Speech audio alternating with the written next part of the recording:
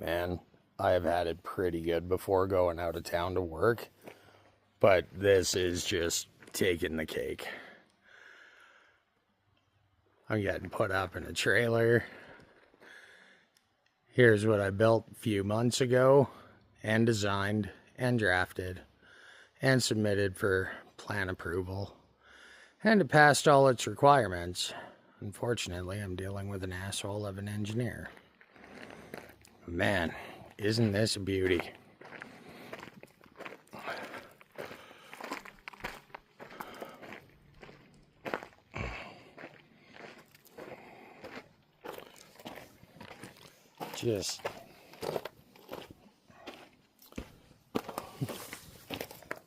Just look at it. Oh.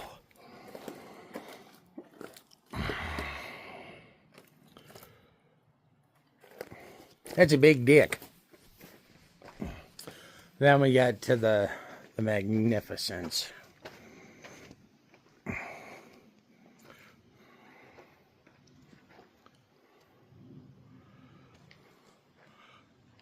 Hand-framed roof expansions.